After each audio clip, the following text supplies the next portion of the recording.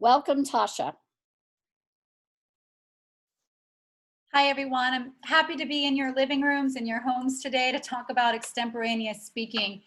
I've set the presentation up to be an introduction, as the title would suggest, but I also am going to scatter in some tips that I've picked up, some different techniques I've tried along the way. And the end of the presentation, I've put in some practice suggestions, and I've even wanted to include some suggestions of what you can do with your extemporaneous speakers via Zoom and via our virtual environment. So I hope to not only introduce you to the event, but also to touch base to those of you that have been in the event for a while, and maybe you might pick up some new things along the way. So that being said, we'll go ahead and get started. I first have to make sure that everyone is aware that UIL does have some phenomenal resources that are available to you, including guidelines and the handbook, and these can all be found on the UIL website. So when we're done today, you may want to go over there and get a hold of these materials.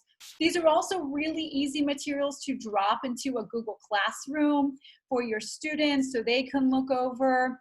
And if you're a stickler about the rules like I am, you may even want to create some Kahoot quizzes and make sure you and your students are familiar.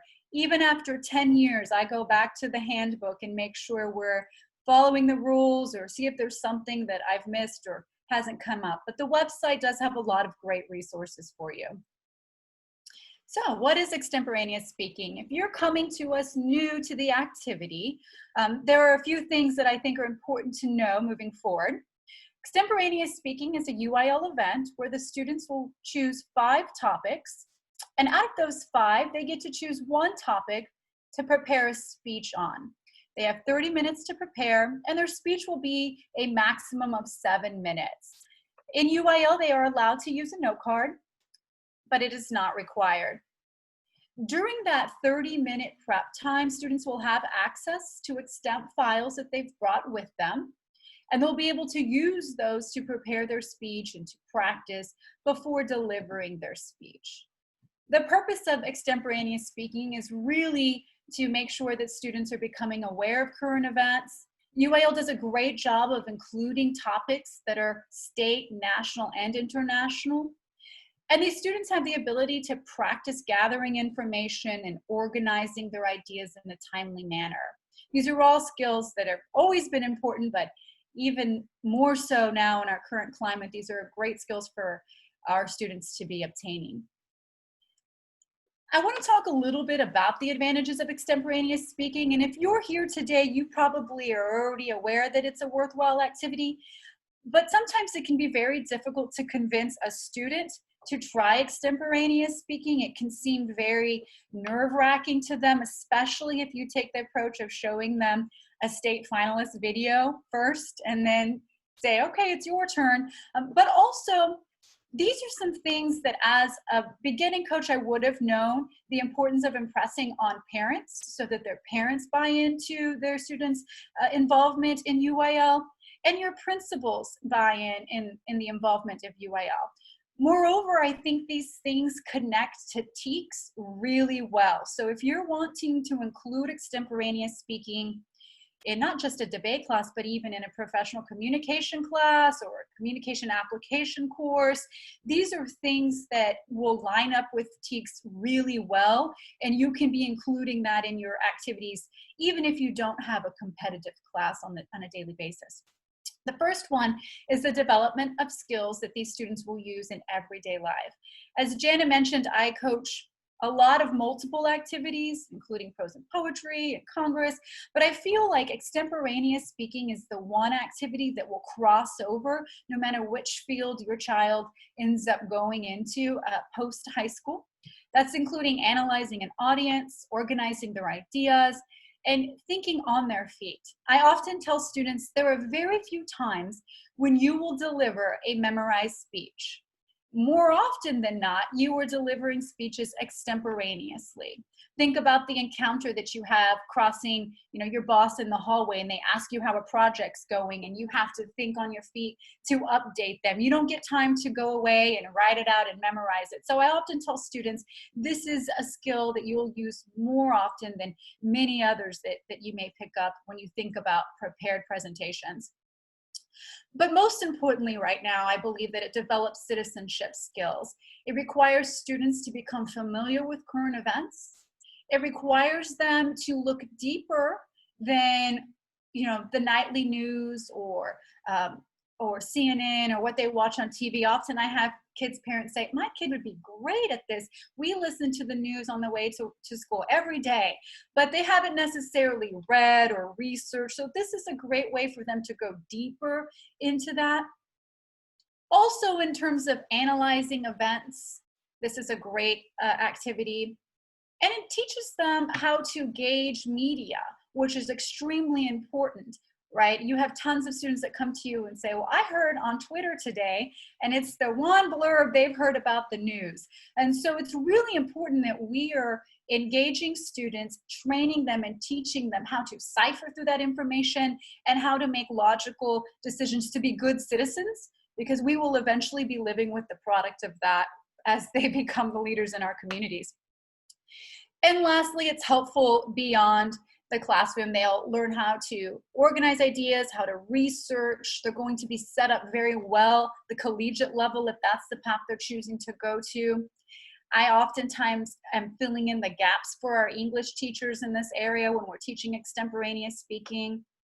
And students get to practice their vocabulary and reading and analysis skills that they'll have to use outside of this. So again, I know I'm preaching to the choir here when I say extemporaneous is an important activity, but it's really important to also make sure that you're expressing these things to our students, to their parents, and to your administration, the value, and making those connections with TEKS as you're trying to include those. So extemporaneous speaking in UIL has two different categories. There's informative speaking and persuasive speaking. We'll talk a little bit about both of those. Informative speaking is the event category where the goal is to present information to the audience without taking a side. The information should be interesting without attempting to persuade the audience. And again, those topics can come from the state, national, or international level. The other category is persuasive speaking. This event requires students to take a side. And the information, again, should be interesting while convincing the audience to think or decide to side on a specific way of that issue. And these topics would be state, national, and international as well. One of the things that I believe in when I work with students is that you begin to know which category might fit the student the best as you work with them. There are students that always are able to see both sides of an issue really easy. And they can play both sides of the field. Those would be great informative students, or these are very fact-based students. They will do really well in informative, whereas persuasive students might be your more passionate driven students who think one particular way, and these are the ones that you see even trying to convince their friends to do something or to think a certain way when you're having classroom discussions. So you'll start to see and develop an eye for which category you think your students might be best in. But I also think it's important for them to practice both, because they will need to eventually inform and persuade in their careers. So the UIL website does have some information on sources, and I have a really interesting collection of sources that I've come up with that we can give you access to, but they'll be using periodicals like magazines, journals, newspapers. They'll be accessing think tanks. They'll be tapping into books that could be specific on topic areas. And they're also welcome to use quotation books and dictionaries. Books are an area that I've become more familiar with diving into, especially when we transitioned to online last semester. I quickly found a book that I wanted my students to read. It had a free PDF download to it, which was fantastic. So I developed a book club So for the last 6 weeks of the semester, we did book club, and they read their book or their chapters, and then we got on Zoom and we talked about that book. I didn't call it, we're practicing so you guys can win at UIL next year. I called it a book club. And so it seemed more exciting. They liked the idea that they're involved in a book club, but it was really for them to gain some historical knowledge and some background knowledge on events that will help them in extemporaneous speaking this coming year. And it was really fun. Could even be a summer activity for those of you that are looking to engage your students, but you're not quite sure what extemporaneous would look like online. Signing a book and doing a book club could be a good way to go. Some of the more advanced extemp speeches that I've seen or judged, these students are always citing analysis from books. They're very well read. So I would suggest looking into that. Filing systems. So your student does get to access files, and this may be information that you've already thought about for your team, but I kind of want to talk a little bit about being willing to change up systems that you're already using. So students are able to access both paper and electronic files. Paper files would be when a student is using articles that are clipped or copied from sources or printed off the internet. These articles would have to have the dates on them, including the full URL and internet sources, URLs. I called that UIL, look at me. and internet sources on them. Remember, we want to always keep the integrity of that article there. The articles would be placed into physical folders and labels based off of their topic area. Students are allowed to highlight the articles, and they're also allowed to index and then keep an index of those files. It just cannot be annotated. Electronic files will look a little different. The articles would be saved electronically from the internet or scanned. They cannot be cut and pasted into a Word document. Again, the integrity of those articles is very important. And the articles would be saved as a single source without modification and include the dates and full citation information as well.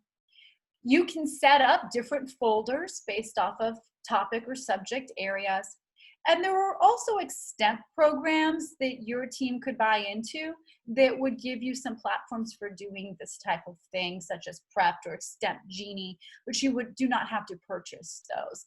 And I'm a little familiar in one of those, so at the end, if you have questions about that, I could help. And articles that are retrieved on computers or other allowable electronic retrieval devices would be accessible in the round. So in their prep time, they would be able to access those things. There's advantages to both. The paper articles are interesting because students can share that folder during draw, whereas if you were on a laptop, it's not as easy to just be passing that laptop around if everybody needs access to that one folder, or if not everybody on your team has access to a laptop.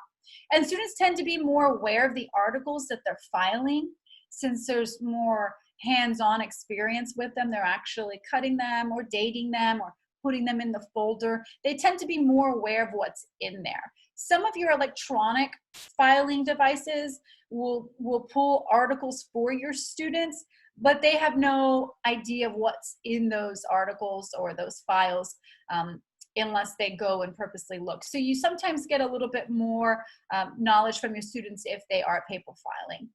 And the files can contain a variety of sources when they're on paper, and you don't need electricity for them to work. Remember, if you have a computer malfunction or your student's laptop dies, then they're sort of out of luck unless they have paper files.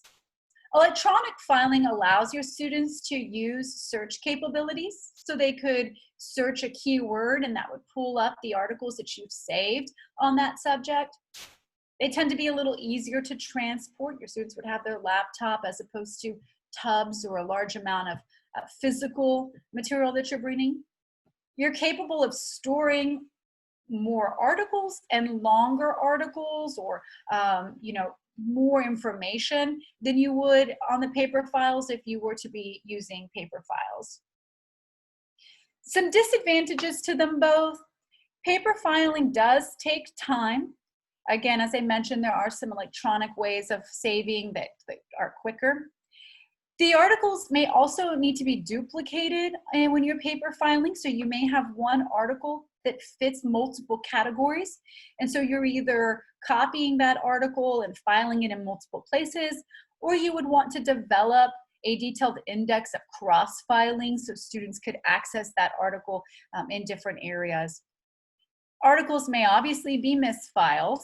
The student may put it in the wrong file, or the cleanup after an extemporaneous when it's the end and everybody's ready to go home and files just get shoved anywhere. That could be messy in using your files later on. File storage does take up a lot of space and it uses a lot of paper. Electronically, however, your retrieval devices can crash. You do need power, and you're not allowed to plug in the draw room.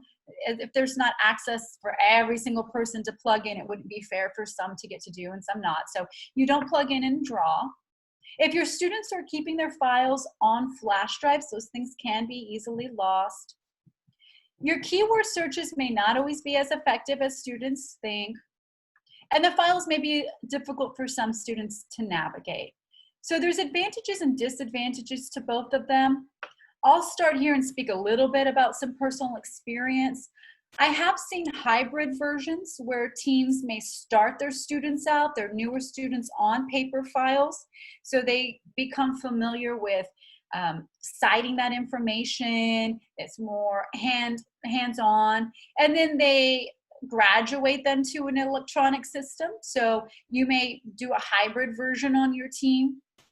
I've also been in situations where I have a group of students who we may have an electronic system traditionally on my team, and then I get this group of students that are as untech savvy as I am, and they would like the hands-on, they like looking through the magazine, they like filing physically. So you may find yourself in a situation where you've always done it one way and you need to pivot. And I've had difficulty pivoting before. There's been a time when we started on a filing system, electronic filing system, and about a year or 2 years into it, I realized that it wasn't working for us anymore. But I was so nervous to change because I felt as if we had invested. We have so many articles here. And at the end of the day, we did make it to UAL state finals, but we didn't win. And I wonder if I would have pivoted earlier and changed that filing system if we would have been in a better position. So don't be scared to try different styles or to use both of them. I've also been in situations where we've had a team filing system. We all file together. And then I'll have a couple of students who advance to regionals, and I see them start to develop their own file. So preparing for regionals, they're keeping their own files, and especially when they get to state, they have a personal filing system. And I'm very team-oriented. I like my team to work together, but I'm a huge fan of that. If a student says, you know, I really want to keep my files together, I know where things are in my own system. And so I've allowed those students, as they're getting further into the state, you know, leading up to state, to continue to keep their own files. So that can work for you or some of your students. I just would never want it to be a situation where all students are in their own boat. It's a really great team building activity to file together. Some considerations when you're developing a filing system and your students are filing is the students should always do the filing. They have to be familiar with what's in there. I know as a type A person, it's really difficult sometimes to not just want to take control of it and organize it yourself. And this is a coaching motto of mine on all playing fields. You know, students have to write their own cases, students have to cut their own pieces, and students have to file their own files.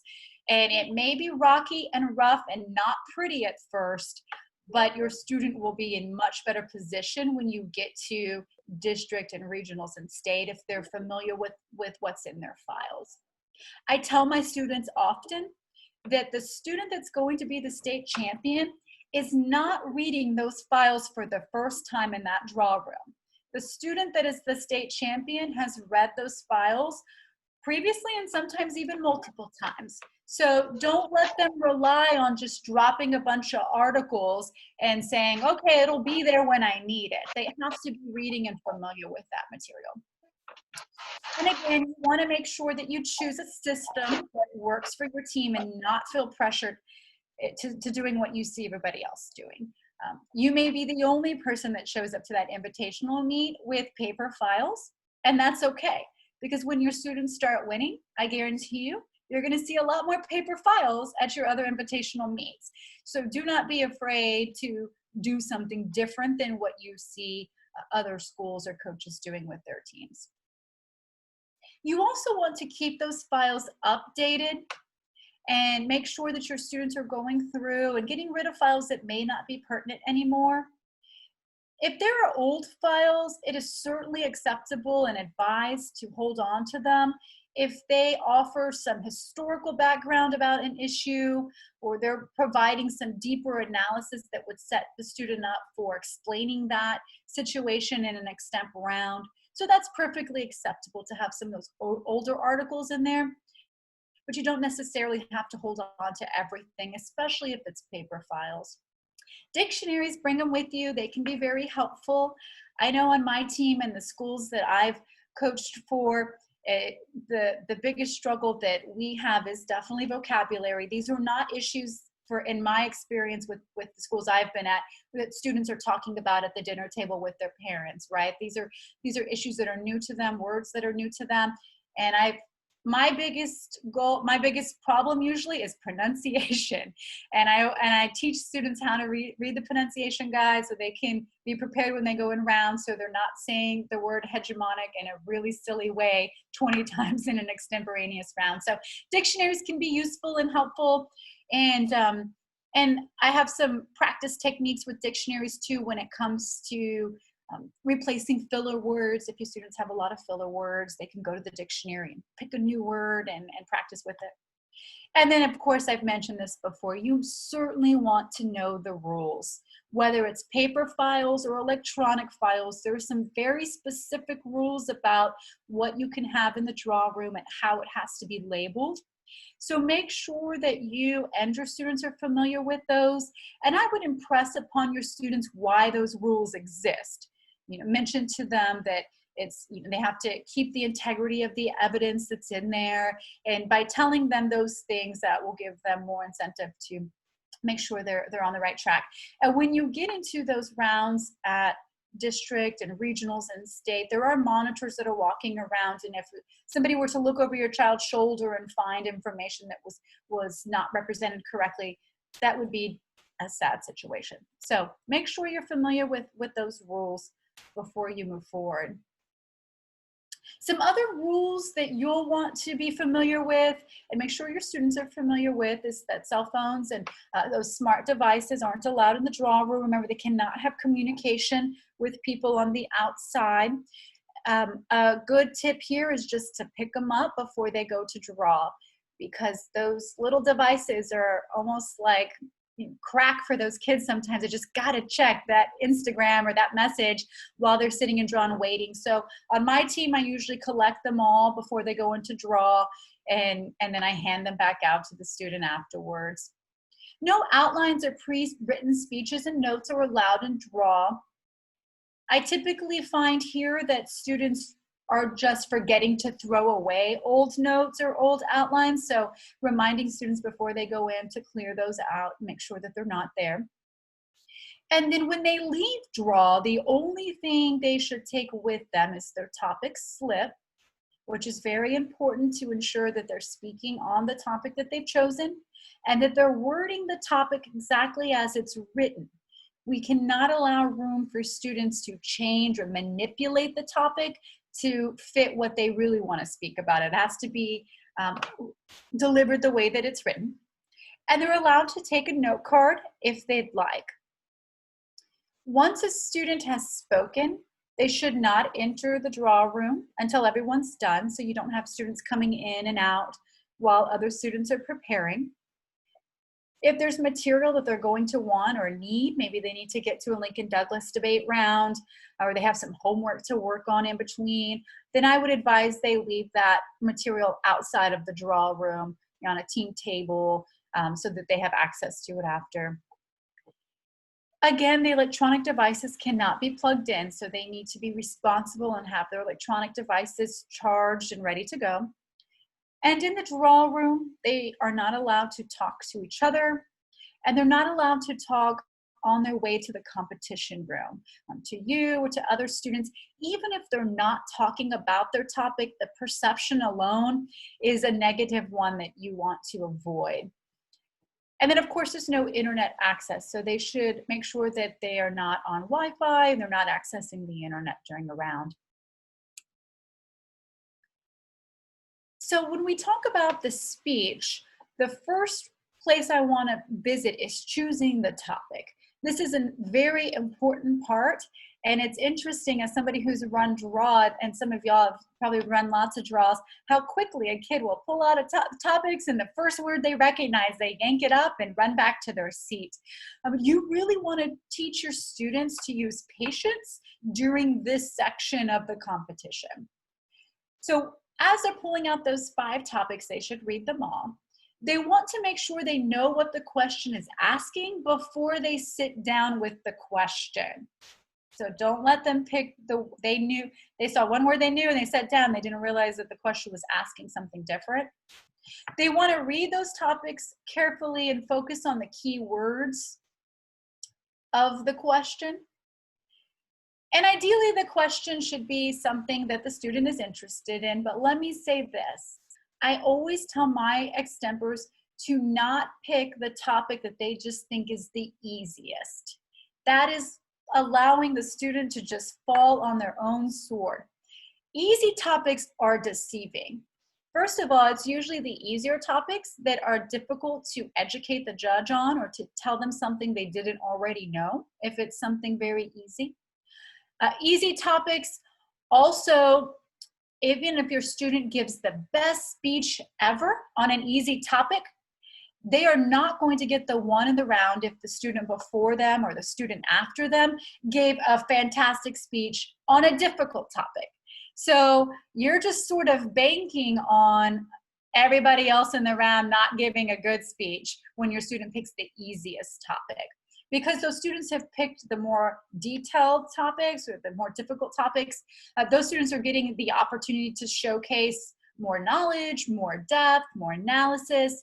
So you want to make sure that students know that it is advised to pick a difficult topic, take that challenge so they can showcase that depth of knowledge as opposed to the other ones. And that is always the hardest part, I think, in convincing kids of what topic to pick, because I would want to pick the easy one too if I didn't know better. The student also wants to make sure when they're picking that topic that they know that you have articles on that topic that are filed. So again, this is why it's important for the student to be aware of what's filed. But also on that same note, if a student comes out and you say, how'd your speech go? And they said, I don't know, we had nothing on it. Well, shame on you for multiple reasons. 1, should have had something on it. 2, you should have known we didn't have something on it. So that excuse doesn't fly on my team that they didn't do well because we didn't have anything on it.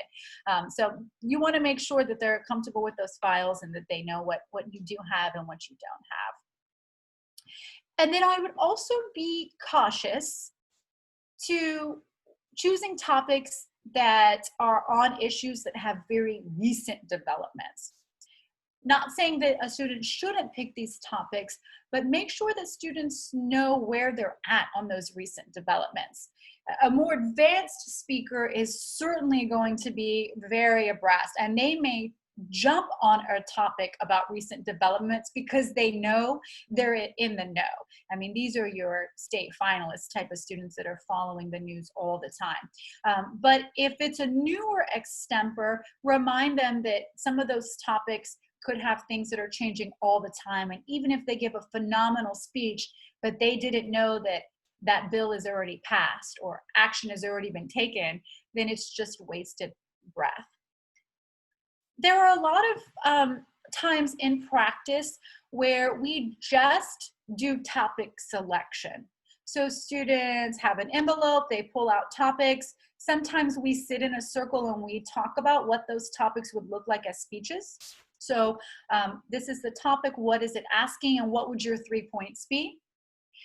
And in what order? And I can just give them feedback on that, saying, well, your answer doesn't exactly answer the question, or how about moving your points around? And we talk about it as a group, so kids are listening and learning about how to analyze the topic choice, period.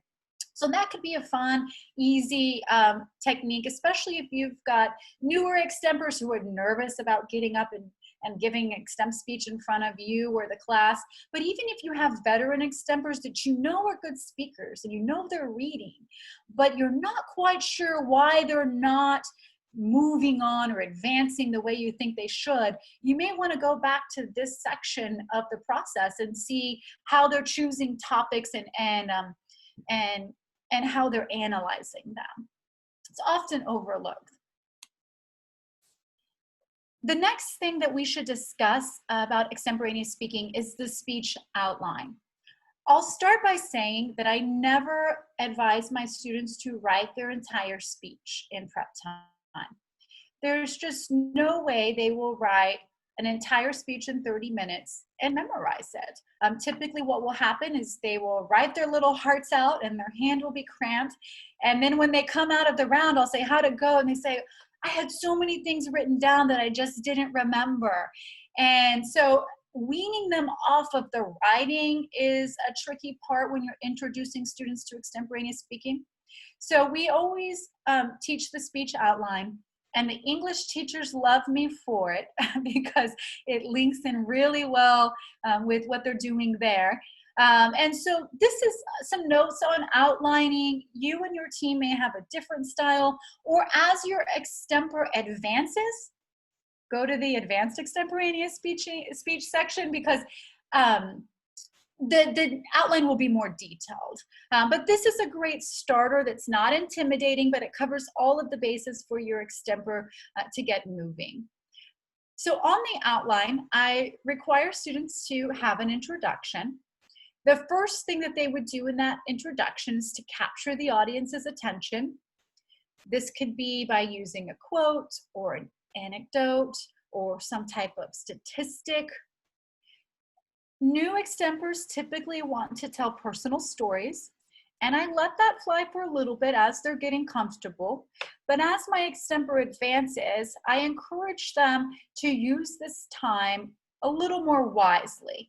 Personal anecdotes don't always display your students' knowledge or analysis or their wittiness.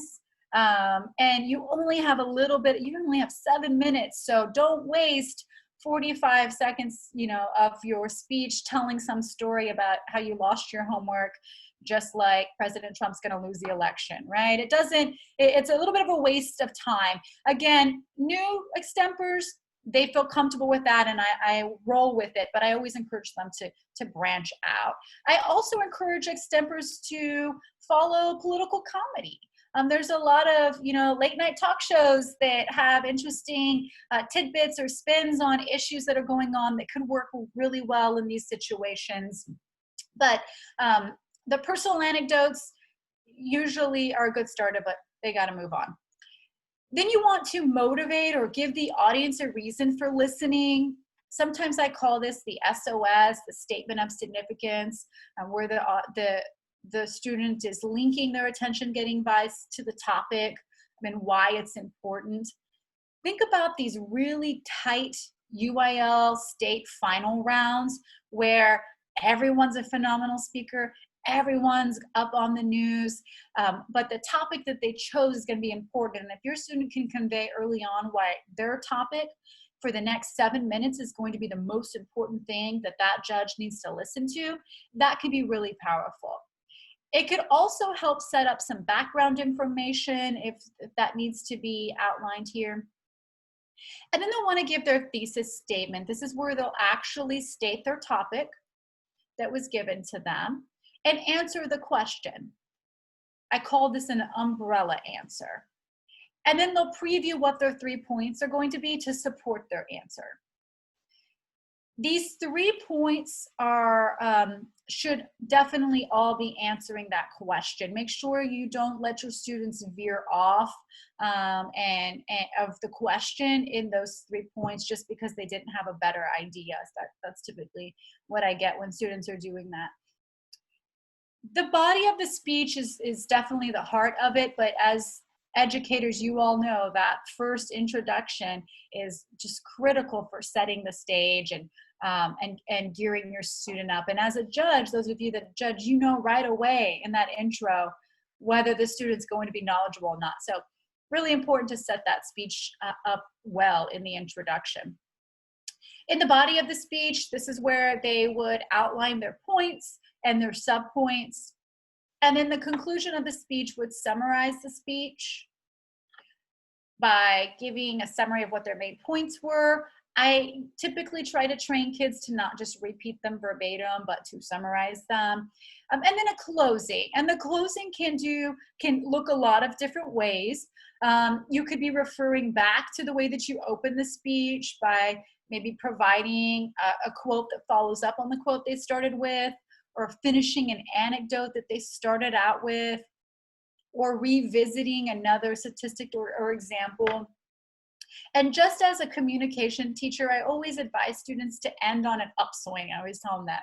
Don't end on doom and gloom. Leave some hope at the end, even if it's a difficult topic, end on a hopeful note so that it just is nice. Diving in a little bit more into that introduction, you want to keep that time frame in mind. So when your students are giving practice speeches, a little tip that I would have is as you're critiquing, I would note the times. So how long did they spend on the intro? How long on each of the main points and the conclusion? And sometimes you may do practices just to gauge their time allocation. Is it accurate? Are each of the points evenly distributed? So you may have a whole practice speech where you're just looking at those times, especially for students who struggle with the time. Don't let your students start just by saying the topic. In fact, and maybe I'm a little bit of a meanie, but if a student, no matter how new or old they are, start with just the topic, I'll typically stop them and ask them to go back outside and to think of a new introduction and come back in, because I don't even want them to get a taste of doing that, because I want them to think a little deeper. So I typically don't even allow that. I send them back to work on an attention-getting device. The other thing here that I've put in this section is to state the topic word for word. I've been in some sticky situations where we are, the judge isn't sure if the student has altered the topic, even if maybe they just forgot how it was said, but it could be misleading and deceiving. Make sure that the student is answering that question and not just giving background information or finding typically what students will do if they don't know how to answer a question. They may find a little loophole, a little window, and then they go off on that tangent. In practice, hold your students accountable to answering that question and previewing their 3 points moving forward. This slide is interesting. So in those 3 points, this is going to change as your student progresses in skill level. So when they first start, you obviously want them to have 3 points. You want these 3 points to be directly related to the topic, but you also want to start encouraging your students to organize those 3 points in a thoughtful manner, depending on what the topic is. So students may organize them chronologically, topically, spatially. This is a little bit more in-depth, but a good lesson to teach those beginning students early on of how to set that speech up. Again, this is another great practice area where you can sit down with them with practice topics and ask them how they would set up the speech, and let them know that thought should be put into the way they organize those 3 points. A lot of times beginner extempors do silly things like it was the worst point. So I just put it in the middle, and maybe the judge will forget what it was, or this was my best point, so I put it first. That way I can make a good first impression, and then the rest of the speech just trailed off. You want them to be confident in all three of those points in the way that they've organized it, and their strategy for organizing should just not be to deceive the judge and to pull the wool over their eyes. This is also really helpful stuff if you're a communication application teacher or a professional comm teacher, even our English teachers and history teachers. The students are writing essays should learn to organize their ideas in these thoughtful ways. So this crosses over really well for them.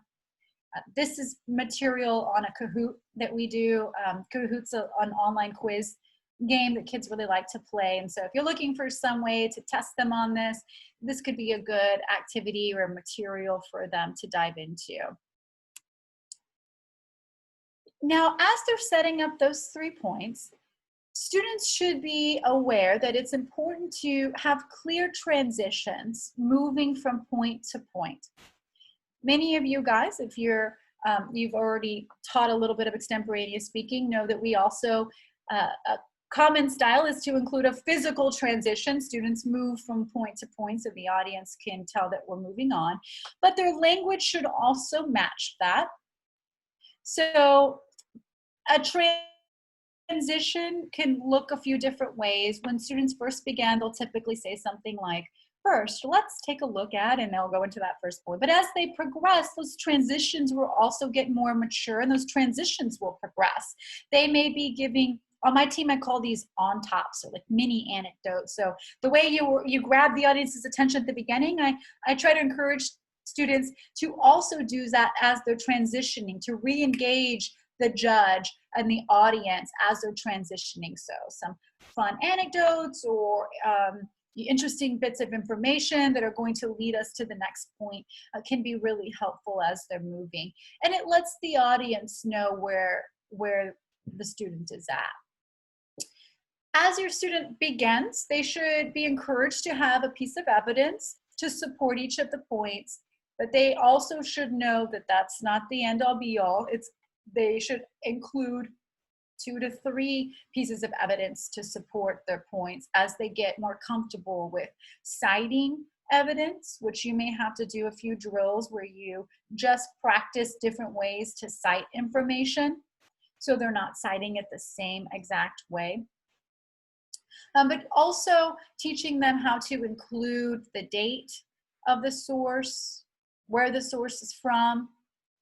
And as your students progress, you may even include the author and the qualifications for that source so that the judge knows where that information is coming from, and it gives it a little bit more credibility. I've had students who never do this, and I've had students who do this for every single source. I think a good in-between works really well depending on what the information is. And then you want to really impress on students, and this can be an entire session of its own, the ethics of extemporaneous speaking, to not make up sources or information. It's obviously unethical. It hurts the student's ethos, and I believe it hurts the activity as a whole if we're just going and making up information every round. It's really important that you impress that on the student. If they don't know or they can't find the information, then try harder. That's what I tell them. But lying or making it up is not acceptable.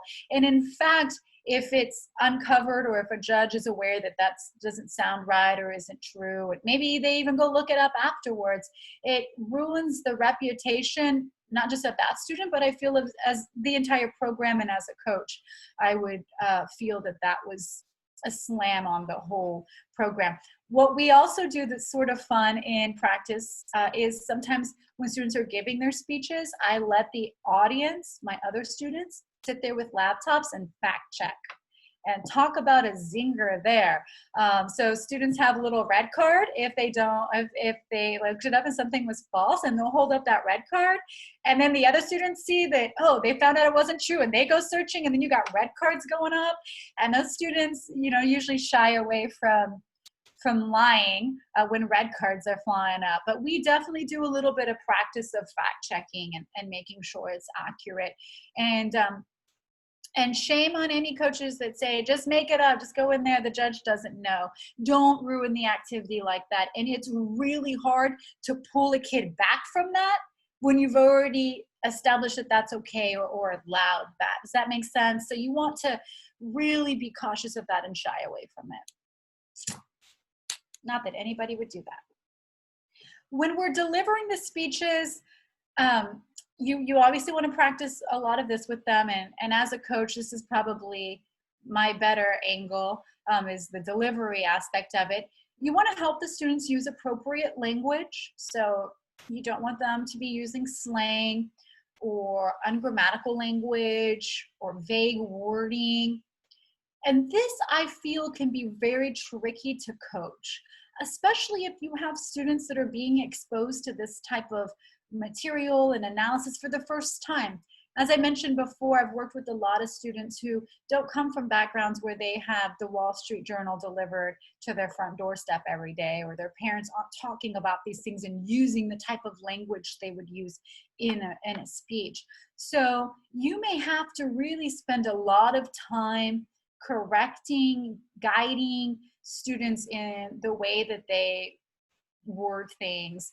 And sometimes in the speeches, when a student is doing a practice speech, we may do what's called a start-stop.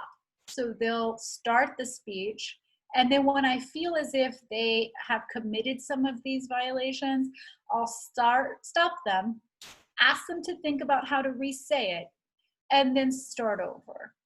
And so I'm really, trying to pull the kid back from saying those things.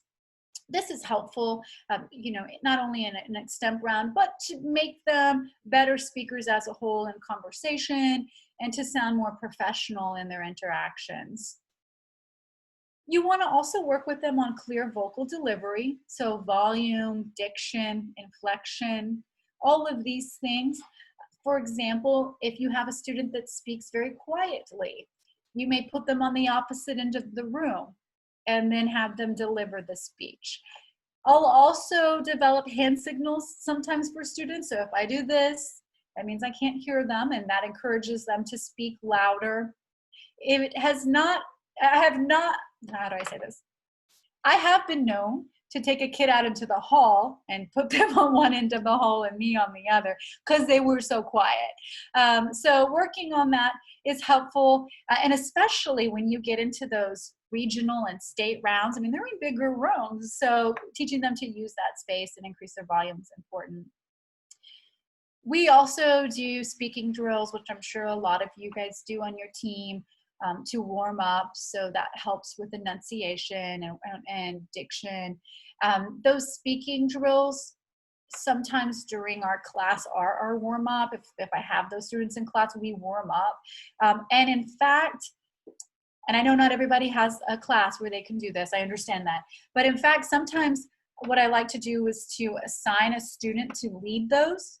So when the students come to class and that leader gets there, the leader is already beginning the warm-ups. And I'm outside, monitoring the hall like a good teacher, and class is already starting inside. They're already doing their vocal warm-ups. And as students come in, they put their things down and they join in.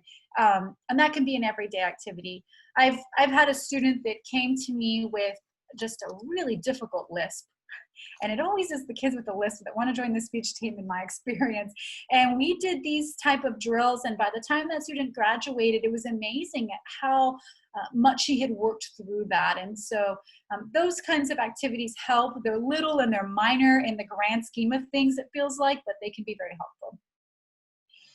Also coaching appropriate physical delivery, such as eye contact, motivated gestures and movement. On eye contact, I'll stop a kid if they're not looking me in the eye, or I'll snap at them so they look me in the eye. Of course, the students will tell you it is harder to give a speech for you than anybody else. They always say, I can do it in front of the judge, but not you, but they've got to get that part down. And we also pay attention to that in our regular conversation with my students or my team.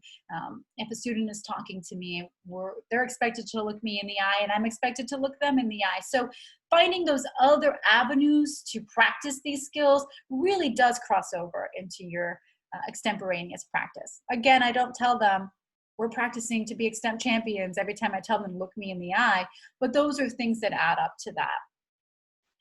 For gestures and movement, I've used a few different things to help coach this. If I have a student that's very exaggerated with the gestures, I tell them to put their hands down and to not use their hands at all. I've had to take kids where you're not allowed to use gestures. You don't use them appropriately, so we're not going to use them at all until we can gain control of them and use them appropriately. So feel free to ban gestures from a child. And I have not done this because I'm sure this would be illegal and I would get in trouble. But I have had students that on their own will wrap their hands up, with something and go outside and practice a speech because they know they can't control their hands. So they sort of tie themselves down. I've had students deliver speeches on a chair to avoid the shifty feet. If you've got a kid with shifty feet or they like to step around a lot, they can practice doing the speech on a chair to practice holding still. These are a lot of things that if an administrator walks into the classroom, they may wonder where I'm getting this from. But there are things that help in that avenue and force the kids to pay more attention to those things so that they are more confident and controlled, even if they're extremely nervous. They're delivering from a place of confidence based off of their body language. For appearance, our students should always dress professionally. They should be cleaned up, got their hair brushed, nothing distracting. These are all things that the moment you get to UIL State and you walk into that holding room, you're going to see a lot of. So teaching students to adhere to these is a great thing. On my team, I have found that students are hesitant about the appearance aspect at first, and then they fall in love with the appearance aspect. They love the suits. They love the confidence that comes from dressing up and looking presentable. When we have team meetings, we have monthly team meetings on my squad. On those days, students are required to wear their suits to school. So much like National Honor Society may require students to wear their shirt on meeting day, we wear our suits to school, and eventually it becomes something that I think kids do like, but it's a great skill. And then I do not let my kids practice speaking behind a podium. We do have a podium in my room. That's typically for my professional communication class or my commat class of students who don't compete competitively. But I don't let them do that in practice, so they don't get used to doing that. I also, though, if you've ever been to the UT campus and had the privilege of competing at UIL State or observing, those rooms are set up a little funky. So you certainly want to keep in mind that when your students are competing at district or regionals or even state, you may want to scope out what the room looks like, and you may have to talk your student through where to stand or how to move through that room so that they can do it appropriately. All right, so some practice tips. As I mentioned, I really wanted to give some practice tips, some things that I've done with my squad, and things that I've tried and things that worked and didn't work. So first of all, there are practice topics available on the UIL website. So I encourage you to go to those, to use those with your students. You may find some other topics online. We even on my team spend a little bit of time drafting topics, so kids get to write their own topics, and then we mix them up and students use those. So you want to make sure that you're accessing those for your students. For beginners, I typically let students choose from a list, so they get to look at a list of topics and choose as opposed to just picking 5. That's a good starting ground. As I mentioned before, I like to hold roundtable discussions about topics. So they may center around what the topic would look like, how you would set it up, but they could very simply just be roundtables about current event issues, where every kid may need to come to class with something they read about, and they tell the class about it, and the class gets to then say their opinion. And when I say roundtable, I am that weird teacher that really does make them move all their desks in a circle, and we actually are all looking at each other. Sometimes I'll make the student that's talking stand up, so that they practice standing still. So they may stand up in front of their desk or behind the desk to stand still. These are great times to do little spot checks, like put your shoulders back, or your chin up, or chin down. You're monitoring those type of deliveries and getting them comfortable with it. You also want to have students practice draw. Don't send your kid to a tournament or an invitational meet without walking them through that draw process, because that can be really intimidating to walk into a room with a bunch of students and they're not sure what's about to happen, especially when you start getting the kids that are practicing their speech, in draw, and they're doing the circle, and your poor child's just there wondering when they get out of there. Let them practice, going through the envelope, picking out their 5 topics, so it looks exactly like it would look for them. Sometimes I allow students to prepare speeches overnight. So we don't adhere to the 30-minute time limit. They actually take the topic home and do research on the topic. And so this helps them practice setting up the speech, and then they'll come deliver it the next day. This is also helpful if you're in those time crunches. You don't get to see your students all the time, and you don't have 2 hours to have this full elaborate draw. So letting students pick a topic and go home and research it and come back is perfectly acceptable.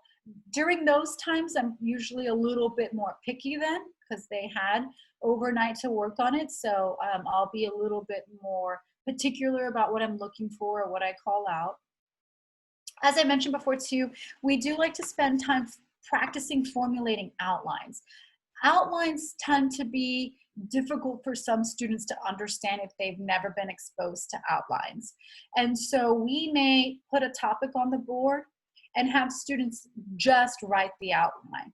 And I can come around and say, you're writing too much, or you're not writing enough, or where does this go, or where does that go? And so really working on that part of it. And if any of you coach Lincoln Douglas debate or cross-examination debate, much like you would practice flowing with the student, outlining practice is important also, so they're organizing their ideas. I can't tell you how many English teachers or history teachers have come to me and just bragged about students in the debate program, how well thought out their essays are. And those timed essays, these Extemp kids are just acing those time and time again. And they like to come and brag about it too. It becomes their little, I was the first one done and mine was the best one. And they're excited about how it went because they've used these techniques. Of course, you definitely want to have your students actually practice the 30-minute draw, like what a round would look like. Evaluating each other, I think, is an important part, because you want to teach students how to be on the other end of the speech. So you want them to practice what it looks like to look for things. And then they get a better idea, because sometimes our students are only in their head, in their universe, in their world. So taking them out of that and making them the judge can be helpful. So we may do a practice where you get a partner, you prepare a speech, and then you deliver your speech for your partner. And you write a ballot, and UIL has the ballots on the website, so you print out the ballots and everybody gets one, and the kids feel really empowered because they get to be a judge and sign a ballot. And then I get a break because it's impossible to watch all those speeches. I'll be there through dinner time. So it's nice to allow that. Sometimes I put students level to level, so it may be a beginner and a beginner. But I also may put a veteran and a beginner. And that can help too, to put those two together, and they can learn from each other.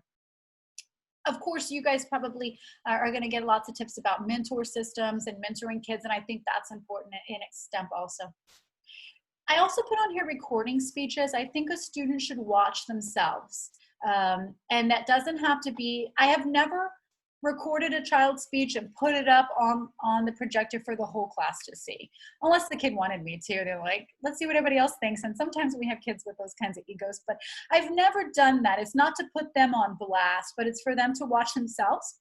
And it's really fun to sit side by side with the kid and watch it together and start it and stop it and say, what do you think about that? Or how do you feel about that? And depending on the child that you're working with, you may need to act appropriately, right? I have some students that are going to watch that video and they're just going to tear themselves apart. And my role is just to say, yeah, I understand, but we can fix that easy. Or, but you did this really well, because it can be super vulnerable to watch. I mean, I have my Zoom window closed because I don't even want to look at myself now doing this presentation. So being cautious of that, could be helpful. It's also helpful for those students who do no wrong, who then get to see themselves and you can say, are you sure we're not doing anything wrong? Let's look again. About minute 2, and we can point out some things. I also like to do this system if I can't get through, if it's a busy week and I can't get to watching every student individually, I can get them to upload that speech and then I can watch it, at home when I'm doing grading or during my lunch break. And so I don't have to be on demand with every kid right away. So this can be a nice system. And now that we're going to be teaching virtually for many of us, this works out well too. They can record the speech and you can watch it. I also let my students do speech redos. So if they go to a competition and they've given a speech, especially if they didn't win the tournament, let's figure out why. Let's figure out why that speech didn't advance or what it was. And so we look over their notes that they had prepared in the competition, or we'll look at the ballot and take some of the suggestions that the judge gave. And then I allow them to redo the speech so they feel what the speech would be like better. So speech redos are nice. And then of course going to competition. The students certainly need that experience in an actual tournament setting, and going to competitions is helpful. At competition, if a student does not advance, they have to go watch rounds. And I'm sure many of you have that same policy. You have to watch. If a student does advance and after they give their speech, I encourage them to stay in the room if allowed and watch, so that they see other students, because they'll see students on my team, but I want them to see students on every team and to watch and to learn. So sending them to do that is helpful. I have mixed feelings about whether you take a kid to a tournament just to watch or not. When I first started, I was definitely a little bit more pushy, edgy, I'm not sure, but I said, if you're getting on this bus, you're competing, just throw them in and they're gonna learn. As I've spent a few more years, I learned to gauge the student a little bit more and make sure, we'll see where they're at. Because sometimes I've seen students go to a tournament just to watch and then they get scared. I can't do that. Did you see that kid? They were so good. And so I have to be cautious about that. But going to tournaments is really helpful. And if you don't have the ability to do that, especially as we're moving into the fall, doing a little tournament with your own squad or your own kids could help, or maybe linking up with a coach in your area and saying, let's do a few practice rounds together, and you and that other coach can adjudicate those rounds, or maybe invite a next student to come and adjudicate those rounds. Can be helpful for the students as well. So a lot of different techniques with the practicing. The other thing about practicing that I don't have on here, or I didn't mention maybe, is that I've also experimented with dividing topic areas up with my students. I try to encourage students or remind them that they do not have to be experts in every area, but for them to find their interests and their niches and be experts at those, and then at least be aware of other things. And I especially like it in those years or those times when you've got a good group of kids. And I know someone had mentioned here, they just graduated your good group of kids, and so you're moving on to the next one, but where they all have different niches and areas. So one kid could be really invested in social justice, and another one really invested in education. And of course, if you've got policy debaters right now, you're going to have a lot of criminal justice experts on your team. And so the team is really bringing in all these strengths. And that's what makes a team. And to be great at extemporaneous speaking, I think that's really helpful. So you can encourage or assign different topic areas to your students where they're responsible for filing that topic area. So you can play around with that also. But I think when I first started, I just assumed you had to do it exactly. You had to draw 5 topics and wait around in your classroom 30 minutes and watch an entire speech. But that's not the case. There's a lot of other ways to practice that fine-tunes the students' abilities also. So again, observing at tournaments is important. There are also some sources where you can access other speeches for students to watch, like NSDA Nationals. And the past UIL State finalist videos are extremely helpful. What I like about those videos is that afterwards the judges give commentary, and it's included and you can hear what the judges thought. So we've learned the most sometimes by listening to the judge critiques. I've even had times when this is assignments in class, so we spend the week watching speakers. My students will fill out ballots for each of the speakers they see. I have them rank the speakers, how they thought the round ended. And then I don't tell them, I never tell them who won or what. And then at the end, it's like this big reveal. And if we could gamble, it'd be really fun to gamble, like, who guessed the right way. And we show the results, and then we listen to the critiques of the judges, and they get to see what the judges were looking for. And that's helpful for me too, because don't ever think as a coach you're going to be able to know it all or to critique it all. So this is a great way to hear from other perspectives. As I mentioned earlier, let your students try both informative and persuasive. You may find that they're better at one than you thought, or just know that it's good skills on both ends. And then a little plug for our UIL student activity conferences. Take advantage of those, send your kids to those. It's a really great pressure-free way for them to be involved in UIL, but also to learn. And a lot of those conferences will have demos, and the students can watch those students and hear the audience's critiques of those and learn from that. So that being said, that's all of my presentation. I know Jana might have been fielding some questions out there that I'm happy to answer.